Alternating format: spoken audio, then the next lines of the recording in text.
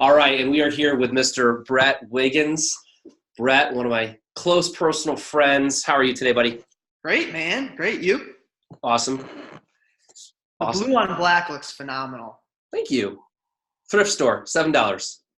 It's a very universal jacket. You could probably I've worn the same jacket 12 times, and our 1.12 million viewers that we have right now, 1.12 million, they say, hey, don't you wear the same suit jacket and white shirt and every single thing? And I'm like, no, I did. So I just decided to go, Dude, thanks for being on today. I know you've got a very, very busy day in general, beginning of the fall, I should say, and ramping up here. And just thanks for taking the time, man. For sure. Brett Wiggins, tell us a little bit about yourself. So I started in the business in 2007 in South Bend, Indiana with DM that you started with, Nicole Shooter. Nicole, the original DM? Yes. I did not know that. Yeah. So I came up with the business with her. Nadine McGowan was my division manager. And started off as a student like many people, and then went pilot in 2009 after branching the previous summer, and then went DM in 2010 shortly after that. Awesome. I was just talking with Andrew Evans last week, and he did the same thing. It was rep, branch the following summer, PSM, and then DM. Yep. And I love that for obviously the people listening, is that the flow of Brett. So Brett knows the business. He knows it from up and down, and that's great. And then DVM, what year did you get promoted again to DVM? 2014 got promoted to DVM. Brett, for career sales, what do you got for career sales? A little over 16 million.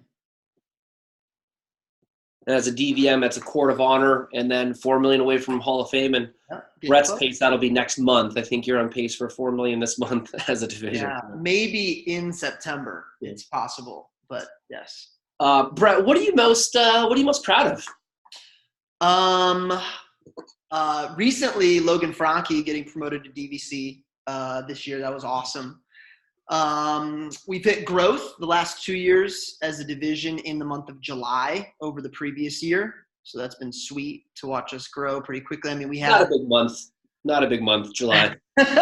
We had when I got promoted in 2014, we had 2 other DMs besides me, and then within a year we had no DMs and just me, and then 1 DM with me for a year, and then this past year we had 7 district managers, 17 total offices. So just cool to see it, feel like I'm building it the right way with great people around me in the pillars. And so that was really neat. And then got promoted to run the Michiana division. So we kind of combined Michigan and Indiana, part of each state this past August. So that was pretty cool, unexpected. Didn't think that was possible, and ended up working out with Logan's promo. That's great. Congrats on that. Thanks, man. That's pretty awesome. I love that when you're like branch, PSM, DM, and I want to say your venture so far has not been the silver spooned, gold yellow brick road type of thing. And you've gotten, and we've talked numerous times, I remember sitting in your kitchen in Indianapolis 3 years ago. And it's like, yeah, I've got a few managers right now. We're figuring it out. But you weren't like, oh man, I've got 3 offices. We're figuring it out. You're like, I've got 3 offices right now, or whatever the number was 4, right? And you're like, well, we're figuring it out. Like, here's what we're going to do. And in 3 short years, to see the turnaround of just the growth and the explosion onto it. I mean, it's a true testament of when you do things the right way. This business as a DVM, it's a chicken. It's not steak. And with chicken, you got to marinate it. With chicken, you got to slow cook it. With steak, you can kind of sear it real quick and eat it. But with the chicken, it's like, I'm going to marinate this. Like, I'm in it for the long haul. I'm not here just for the overnight success for a trophy up on the banister. And I respect that about you, and I love you for it, because you did it the right way for people, and you're obviously reaping the benefits of that now. So yeah, it's been cool. I am allergic to chicken though, so. The analogy was an analogy. You like spaghetti meatballs? Yeah, analogy? All right. I think, and this is probably suitable for a DM too, but I just decided, I'm going to the people that I really want to build the business around, that's who I'm going to invest the most time and energy into. It's way too easy to invest all your time and energy into putting out fires or into problems. Whereas that same time and energy could be invested into people that you love being around and are going to produce results and are worth that time. And once I started doing that, I stopped worrying about how quickly we grew and started really focusing on growing with the right people. And that's when we saw some big changes happen. That's one of the questions later I'm actually going to ask you to prelude into it. So definitely pay attention to that question of just the long-term focus. Like, how do you get yourself? Because it's so easy to fall into the trap of the short-term, the contest, the payoff, the bonus, and everything goes into that. And then once the bonus ends or the contest is over, it's kind of like, what do I do? So that will be one of the questions I'll ask you here in a little. So, dude, what I'm most proud about you of is just your growth, like I said, as a human, and with your faith, with the Marty Dimitrovich Award last year at SLC, other people recognizing this. Beautiful family, the children, right, the house. Like, it's just awesome to see you go from, 10 years ago, barely meeting as a branch to now becoming a high-powered divisional manager that's influencing a lot of people in a great way for people. So, Brett, top 8 this summer or this year, I think, of all offices in the country, right, in the vector world of new business, number 9, Logan Franke. And that's got to be cool. Like, I can do this on my own, but to have somebody else follow you, somebody else do it, that's got to make you feel great, man. Yeah. Built my confidence a lot for sure. Because there definitely was a time where I questioned, can I develop other people? Yeah. And through reaching out, asking other managers, asking other district managers, division managers, what can I do to really start developing people to do the same things I'm doing? So it is really, really neat to see Logan's growth. And then top 10 in new business in 2018 for the year. So I just see a constant trend of top 10 across the board, man. I love that the 3 questions I've asked myself recently, and I should say in the last couple of years, if I would go back to BDM over again, you just reminded me of that, was the first question I always ask yourself, like, hey, is what I'm doing right now working? That's obviously the first question, is like, hey, am I producing any results? Not that it's only about results, but is what I'm doing working? 2, is it sustainable? Like, can I do this level of work year round? Is this like a new way of doing it? But then the third one is it replicable? Can I duplicate this to other people? And if I were to ask myself those questions or teach our new people, hey, is what you're doing working, 1, but is it sustainable, 2, and can other people learn it the way that you do? And if those aren't yeses to all those, it's tough to duplicate. So cool, man. 2 fun facts before we go into the next question. In 1939, a man ran 10,000 meters in less than 30 minutes for the first time in recorded history. Wow. And then Patrick Mahomes' birthday is today, quarterback for Kansas City Chiefs. He's good. All right, that's it. Might be the only quarterback worth a 5th round or earlier pick in any fantasy draft. Any fantasy. All right, call's over. That was it. All right, so good. All right, Mahomes. Good. Do one of the questions that's really great to ask people from the get-go, and obviously being you years in advance in the business, I can ask you this. What are some things that you wish you knew, for our newer managers that are listening right now? What are some things that you wish you knew as a newer manager? In general. I think one of the disadvantages to getting all that experience, I was full-time sales manager during the school year. I was a pretty good branch, and then a pilot, and we crushed it when I was pilot. We set our region summer record when I was pilot. And one thing I wish I knew going into my first fall was that I didn't know everything. That would have been really nice. I think that turned into a huge disadvantage because I tried to do it all on my own, did not have the humility to ask for help or, hey, that person's kicking my tail. Instead of going, hey, what are you doing? It was, whatever. They're getting, whether it was their territory or their situation with a kid, whatever. I made tons of excuses why somebody else was beating me. I wish I would have known I could have confidence in smaller numbers. So like the power of running a smaller training group, 8 weeks in a row, and, the power of, hey, I can influence each individual on my team way better when my team is smaller versus, when you go from a 20-person team meeting in the summer to a 5-person team meeting right away in the fall, it's really easy to view that as a bad thing, where in all reality, I could have viewed that as a really good thing. I could have viewed that as, oh my gosh, I can get every single one of these people and help max them out because I don't have as many people to focus on. Wish I knew that every territory was different. Just because something was working for someone else does not mean that it was going to work for me. And that's a good thing, because I could have said, hey, here's what is available in my territory. Here's what I'm going to double down on for the fall. I was somebody who in the summer, I probably worked 100 hours a week as a new DM. And, so in the fall, it was like, I either felt like I had to do that. It was like all or nothing. So I wish I knew that I didn't have to work 100 hours a week as a new DM. But not showing up as a business owner and putting in work for at least 8 to 10 hours a day, 5 to 6 days a week, that's irresponsible as a new DM. So I wish I knew that it didn't have to be all or nothing. Like, I could have made a schedule that I really wanted to.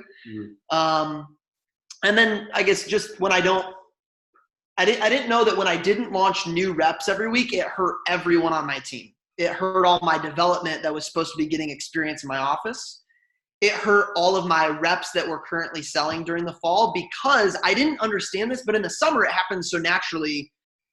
There's a new fast starter every week to point at the team meeting and go, this guy, whatever. It just creates excitement and energy for the entire team, even if they've been here for a year. Whereas when there isn't that new person every week with something exciting to talk about, that's contagious for the whole team. I didn't get that. I didn't understand that, when I don't have any new fast starters to point to or to create positive energy in my office, people can get just really stagnant. Yeah, complacent. Wow, yeah. Wow, man, there's some good things. The not asking for help, it's just so funny, because I made such a point when I was a manager, hey, always ask for help. You're never bothering us. But I think as a manager, I didn't ask for help. Oh, for sure. And the exact same. Ashamed?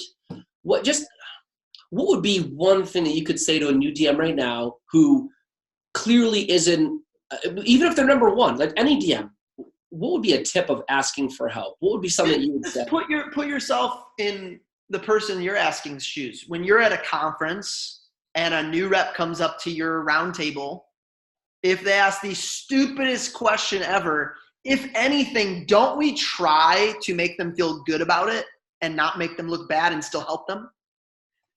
The DM you want to reach out to, the DVM you want to reach out to, they're going to do the same thing. When I took a big leap as a division manager, I made a list of like 20 questions I wanted to ask DVMs that I looked up to in life and in the business, and called and every single person was more than willing to take the time to answer. When I was a DM, when I made a leap was when I went cross training with Drew Frank, and that he was more than, there was no reason that he needed to do that. But that's just the culture that we're in Vector, is that we want to help each other. Yeah. So if anything, I get excited when somebody asks me for help. And I think most people are similar. Like so when somebody asks you for help, typically it's like, oh, I'm so glad you asked me for help. Like that filled me up a little bit. But then for some reason, there's a gap between then asking for help though. So you love being asked for help, but it's tough to ask for help. Yeah. And I say this to managers now, it's like, hey, that's kind of the integrity gap. Like if you're not personifying what you want your people to do, it's kind of like do as I say, not as I do. But when you can sit there and be like, oh, guys, ask for help. There's a few of you not calling in for PDI today. When I have an issue, here's the top 3, 4, 5 people I go to, and I call them on a weekly basis. I'm asking for help. So when I hear that my manager's coaching, when I hear that my coach is coaching, it makes me feel normal. How do I say the word normal? It makes me feel more human. It makes me feel like I'm doing things right. But we just can't be above, right, asking for help. Because I think when you do ask for help, the integrity gap decreases. And when that integrity gap decreases, your people just feel more authentic. Like they're gonna do what you're willing to do and are doing. Yeah. That's what I'm picking up from you. So that's, I think for me too, it was probably a pride thing where I, just could not get past. I wanted people to believe things were awesome and great. So yeah, getting past that and realizing that all the answers are out there. Like all the answers are out there. Me not asking for help is me choosing not to do well. Yeah. Like that is now my fault. The answers are there for sure. Yeah. I love the pride. Our basketball team in college that I played on freshman year was Cortland Pride. And it's funny because I think we've talked about pride too, like having pride, but being prideful. And having pride in oneself, what you do, I sell knives versus I work with Cutco. Like having pride in your appearance, but not being too prideful. And you know this quote very well, pride cometh before the fall. So if we're too proud, if we have too much pride, we will eventually fall. And that's great, man. I wish I would have known a little bit more about that, being new, that it's okay to ask for questions and people actually want to help you. The confidence in smaller numbers I thought was a great point. Like if I don't have 10 people in training, I'm not doing my job properly. Some of my best trainings were big. Obviously, quantity, blunt force trauma. But some of my even better were like the 4, 5, 6 people in training. You could, like you said, you can literally have PCs with everyone in the room. You get so much intimate time. You can not go into advanced things, but you can just slow down a little bit more. Then you can take legitimate PDI calls. Having confidence in smaller numbers, not to accept it, not to be like, that's what we have, but just like, this is what it is, and let's go all in on it, and that's great. And I think just realizing that your opportunity for efficiency is so much greater when the numbers are, smaller. Yeah. And again, you're right. Not just saying, hey, I want the numbers to be smaller or stay smaller, but reality is we work with students and students are in school now. So just the pool is maybe a little bit smaller in some cases, but man, what's possible in the growth that can happen for a student that's with you from September to December because of the time you're able to give them could be exponential. It could be huge. Yeah. It's funny, when I go to class in college, you look around, there's 200 people. It's like, I'm just a number here. But when you're in a class of 5 people, you feel like there's an intimacy. Like everyone knows when they're invested into it. And you can just really take the time to shape and mold and help help grow them better. So I love that, the confidence in the smaller numbers. I remember too, like in the summertime when you have 20 people in front of you, like you just go. You just do what you know. But in the fall, you're like, maybe I should pick up my notes and read through that one section and see what it actually says. I don't know if you've ever done that before, where it's like, I want to take this week with my 4 people in training to really work on price and value and not just say what I always say, but to read through my notes to actually go through with what it's supposed to be like. So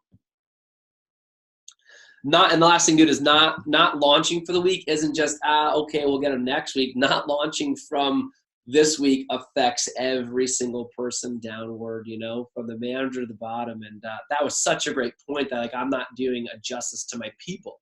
Yeah. I'm not launching people. And just great stuff, man. Yeah, thanks.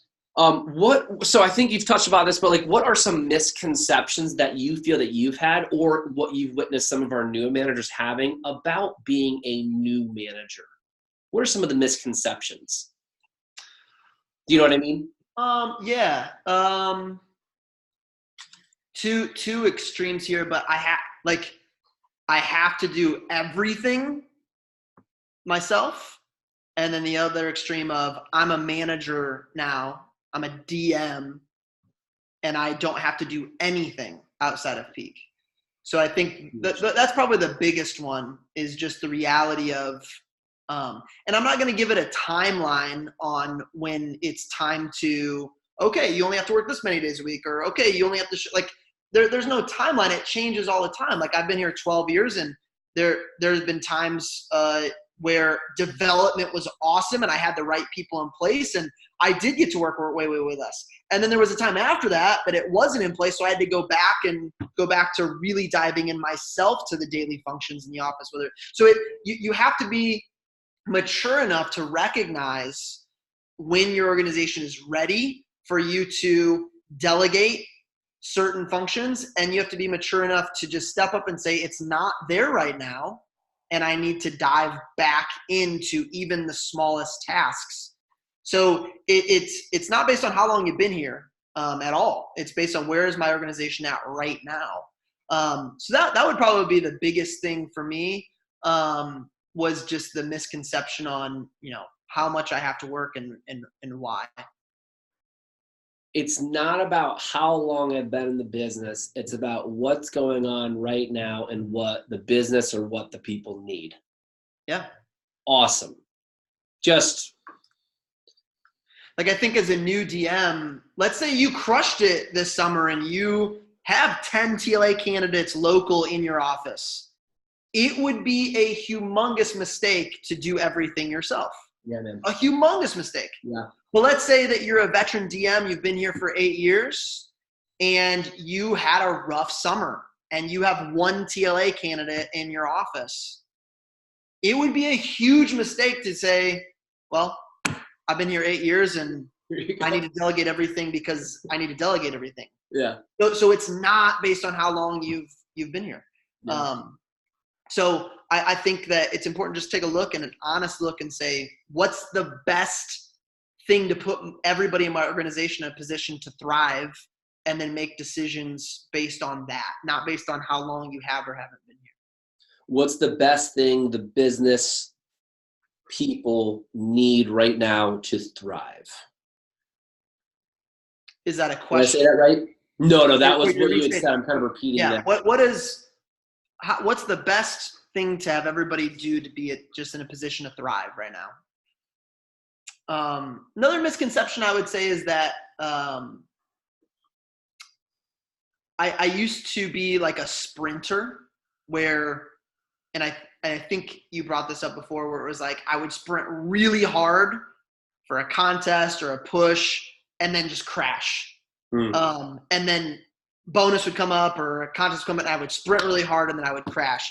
And it was just an endless cycle of that. But I thought that's how I was supposed to run the business. I didn't realize that I could develop a business that was sustainable and healthy year round all the time. So that would be I guess that's not necessarily a misconception, but well, I guess in a way, right? The misconception is I run the business for those short-term accolades. So I run the business for bonuses. If I don't hit a bonus, I'm not good. If I run the business for a contest, and contests are amazing. How many trips we've been on together? We've traveled the world. We've had some total fun, and those are great. But that can't be that end-all, be-all. Where am I doing the things like bonus, and then I give my money right back, and then trip, and then I come back. I got to build my team. It's too much of an emotional roller coaster. Not that won't ever happen, but it should be the steady climb because the fundamental systems are in place. We're working past the bonus. We're working through the contest. We're working to next year. We're working to next campaign. And that'll be a question I'll ask here in a few minutes is how do you work for the future, while not dismissing the present? Yep.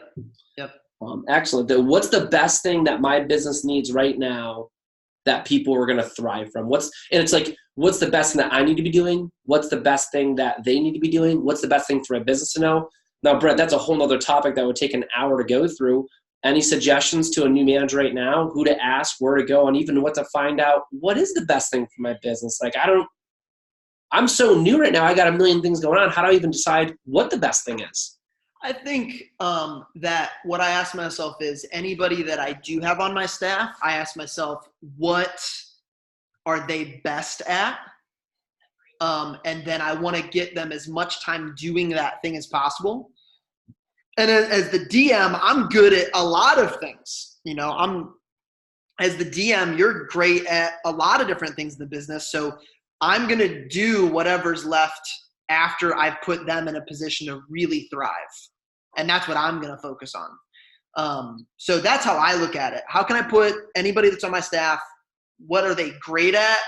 What are they excited about? That's what I'm going to have them focus on. And then I'm really going to focus on anything that they're not doing. It's going to be a majority of the tasks if you have a smaller staff. And then once your staff gets even bigger, your job changes to where you're more working through the staff. And a lot of your time is based on coaching and developing those people. It's different for every single manager in the company, just based on, what they've got available to them staff-wise.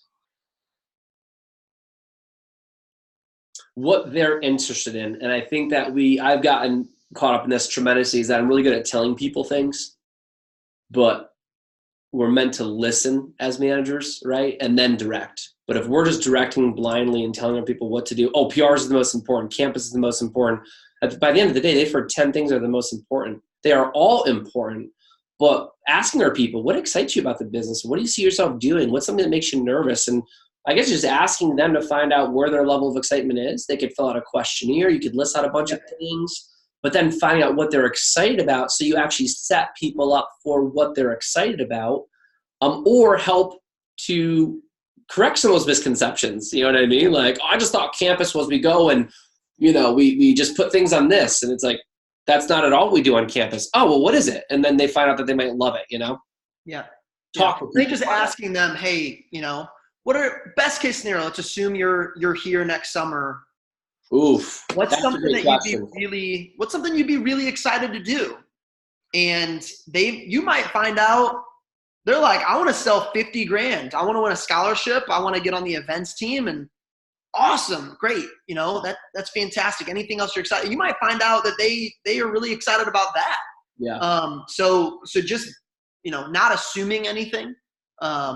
Best case scenario, you're here next summertime. Let's assume that it's the future. It's the next event. It's like, whoa, Brett, you see me here next summertime. This was my part-time. There's a lot of power in just telling somebody, like just telling them you want them here. Yeah. Like just, hey, just so you know, Brandon, I don't know, what you're thinking for next summer. I just want to let you know, I really would love to have you. I think you could even be my sales manager next summer, or I think you could branch. Just so you know, like I want you here. Now, I'm not saying you have to be here.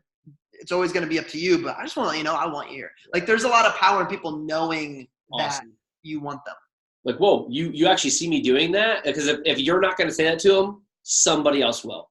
Yeah. And I can't gamble their success in another place. They might be successful. Here they will be successful. So like, I'm not going to gamble your success. I love that, man. Just so powerful. It's telling people the future. They can see past the horizon. That's great, man.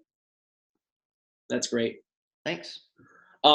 Mindful of our time here, and if there's anything that like by us communicating or that you're going through and starting some things up, I guess I would ask, what are things right now, right, or that you have done that have really crushed? Like, I'm doing this right now. We're teaching our staff. During wrap up with that. Specifically, it's making a schedule I'm excited about and sticking to it. Like, trying to go through the whole fall and saying, hey, here's the football games I want to go to, or here's the family events I want to go to. Like, there's plenty of time to work, but what I found is that you just tell yourself, I'm doing the same thing every single week, no matter what, and then something comes up. You either go to it and you feel guilty about it the whole time you're there, or you don't go to it and you get jaded about the business because you had to. Like, the business did this. You are in control. Like, no.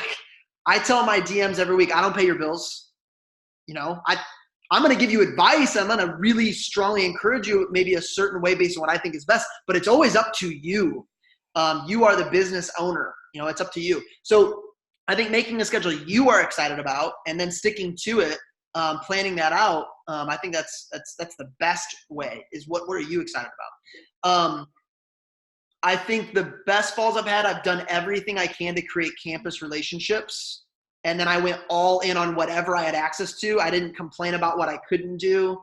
I didn't look over at, Tina Marie as an example. She has been in her territory and developed it campus-wise so well. I mean, perennial campus leader in our region. I used to look at her and go, well, it's because she has blank, or because, just, hey, what can I do? And that's what I'm going to focus on.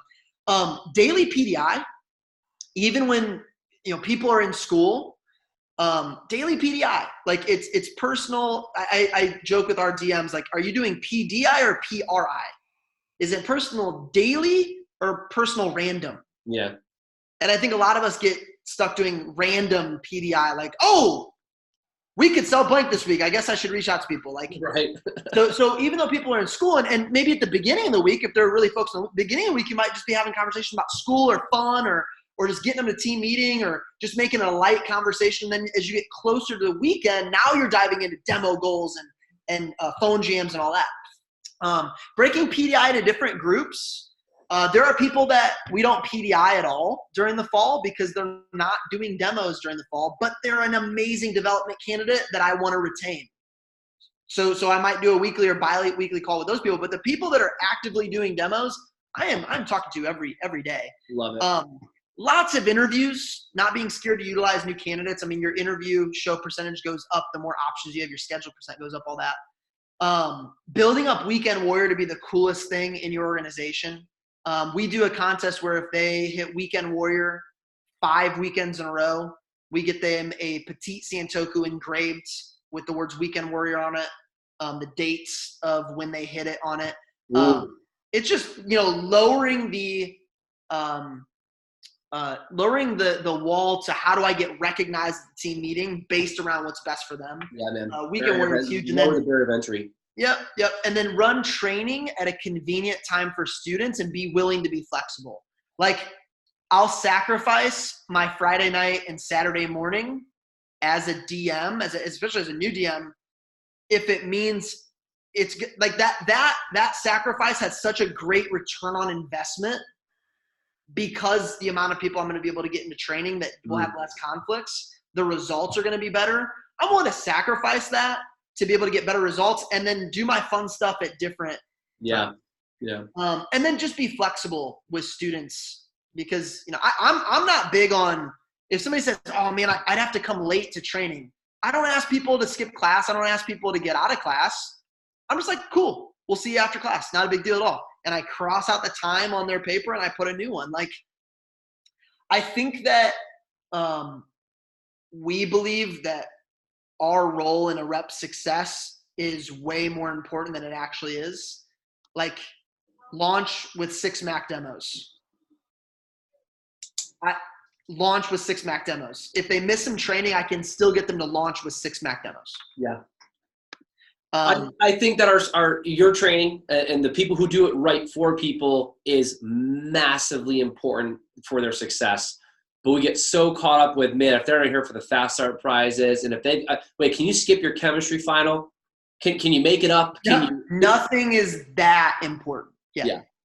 So I think that if our newer managers, the more time that we have with our people is great. But if they do happen to miss, and I've asked people, hey, is this a class you can skip? I'm not asking you. I don't condone skipping, but is this a class you can miss? Is it something you can make up? And a lot of times, like they've skipped for playing Super Mario Brothers on Nintendo in college. Sure, I did that. But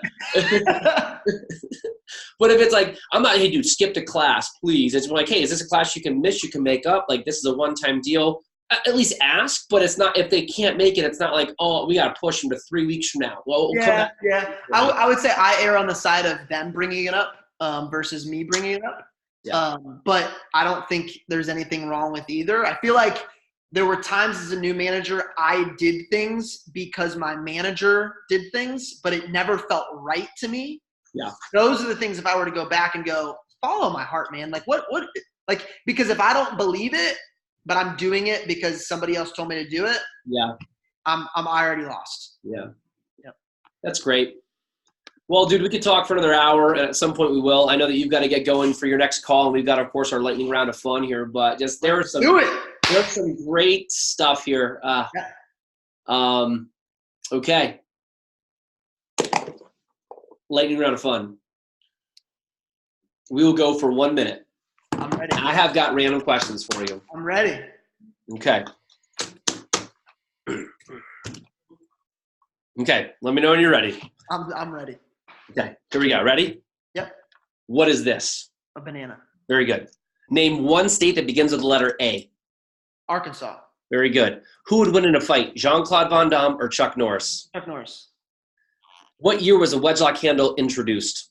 1957. Are you a sunrise or sunset kind of guy? Sunrise. William Shakespeare was born and passed away on the same day his birthday. True or false? True. What is 5 plus 5 minus 3? 7. How many continents are there? 8. 7. What's the state capital of Indianapolis? Indianapolis. What? Ha! I messed up. Indiana. There you go. What is the capital of the USA? Washington, D.C. In the movie Hoosiers, what was the town name based on the basketball game? Gosh. So it's not the real town name. The real town name of the actual team was Muncie, Indiana, just so you know. Okay. That's a minute. Ah. This is from Indiana. I know. I'm not gonna answer because I will get it wrong. That was wrong. It was wrong if you don't answer. Hickory. I want to say Hobart. By the way, the team that the whole thing is based off of is not from That's here. why I preluded the question with in the movie Hoosiers. I know, but I felt like it made me feel better for not knowing the answer. So that's why I did We that. both messed up. I said, what's the capital of Indianapolis? And you said Indianapolis. All right, and the last riddle here, even though the minute's over. Okay, on the same street there are 4 houses. A blue house, which is made of brick, a brown house, which is made of brick, and a green house, which is made of a white house, which is made of brick. What is the green house made of? Brick. No, a greenhouse is made out of glass for the plants, like a greenhouse. All night I stay up on this. All night. All right. Dude, I love you. Thank you so much for being on. This content, there was some really, really good stuff here. So I hope that they go back to review some of your philosophies. And what I would say is that try not to be Brett. Try not to do the things that Brett's doing. Look for the things that you are capable of doing. And if you're not quite sure, ask above, ask beyond, but don't put your place as a brand new DM in the place of a very successful DVM. Know that you can get there, and just amazing stuff overall. And I feel that Von Damme back in the day would beat Chuck Norris, like blood sport Von Damme, not. Sure. I think the illusion and the the idea of Chuck Norris is who I was. Good idea. I got it. Yep. There are 7 continents, by the way, sir. And it's 1952 for the wedge-like handle. Nice. Otherwise, you crushed it. April 23rd, Shakespeare's birthday. He born and died on 18. I clearly knew that. And new DMs, don't forget, it's a marathon, not a sprint.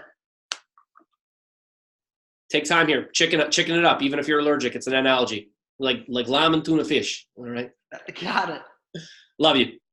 Love you, man. Bye.